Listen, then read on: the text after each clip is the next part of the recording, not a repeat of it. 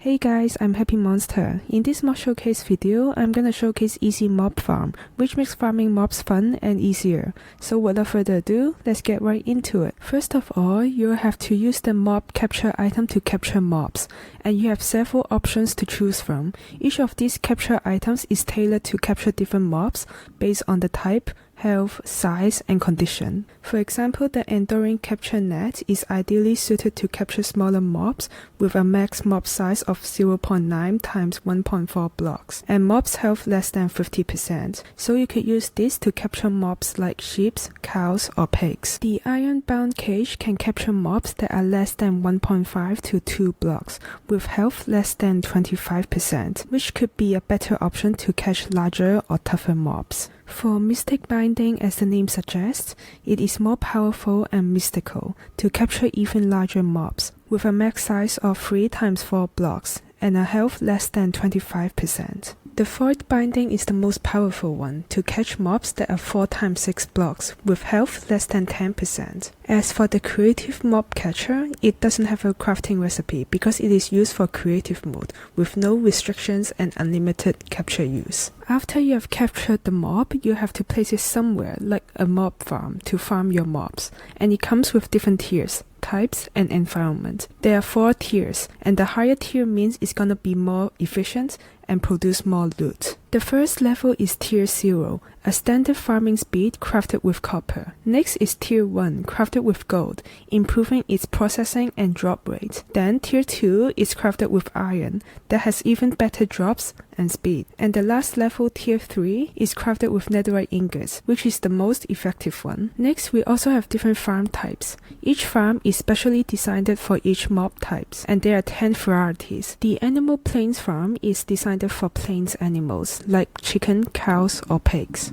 The Beehive farm is dedicated to bees, so you can farm all the honeys you want. The Desert farm is for desert or arid mobs, like husk. The Iron Golem farm is of course for iron golems, or any golem mobs. The Jungle farm focuses on exotic or tropical mobs. The Monster Plain cave is designed for common hostile mobs, like zombies or skeletons. The Netherite Fortress farm is specifically for nether mobs, ideally for fortress creatures like blazes. The Ocean farm is for water-based mobs from the ocean. The Swamp farm is dedicated to mobs from the swamp biomes like frogs. And lastly, the Lucky Drop farm is a special mob farm specialized in dropping rare items, but there's a 5% chance that the mob might break free and escape, which counts as an unlucky drop. And side note, you can put any mobs in any mob farm you want. There's no limit to that, but if you put the mob in the correct mob farm, you will receive bonus drops,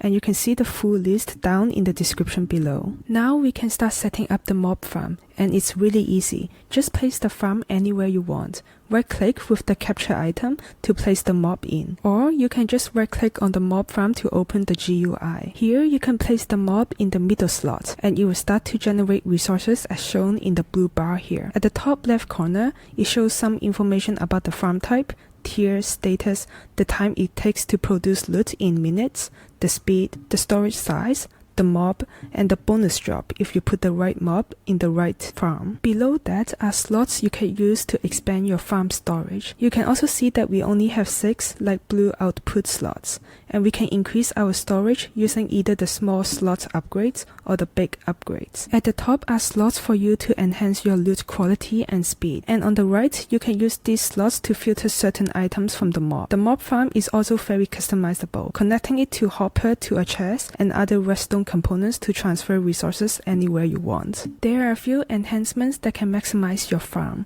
For example, we have the loot enhancement, which increases the quantity of the loot, giving you more resources. We also got the luck enhancement, which improves the quality of the loot, higher chance of receiving rare items. The speed enhancement is pretty self-explanatory, which reduces the processing time. There's also a creative speed enhancement, but you can only get this in creative mode. So those are the general enhancements, and we also got the specialized enhancement that are used for specific mobs. For example, the experience enhancements allows the mob to drop XP bottles, but is only useful if the mob has at least 3 HP with a 20% drop rate. The egg collector is obviously designed for chicken farm, allowing you to collect eggs. The sheep enhancement will automatically shear the sheep, giving you wool drops. The milk extractor enhancement can collect milk, but it's not gonna give you milk buckets. Instead, you'll get milk bottles. Next, the sword enhancement basically means it will drop loot as if it were killed by the player. The third type is the bee enhancement, which are specialized for bee farms. We got the honey extractor enhancement,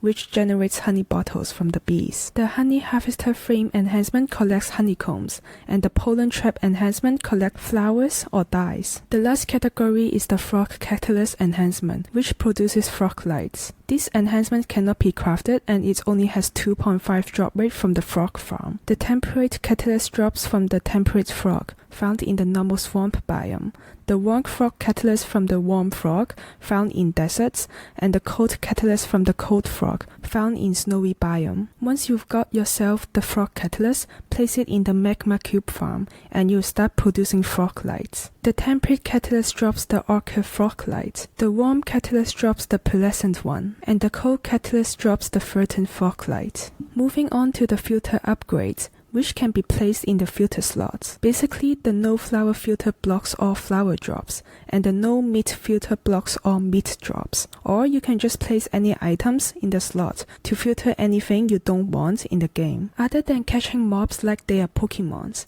you can also collect them in card forms called the mob capture cards. And there are 2 ways to obtain them. You can either fish them as a rare fishing reward, or obtain them by killing the mob. Once you've got the mod card you want, just place the card in the mob farm. So yeah, that's everything for this mod showcase video. I hope you guys enjoy it. Thank you so much for watching and I hope you have an awesome day. Bye!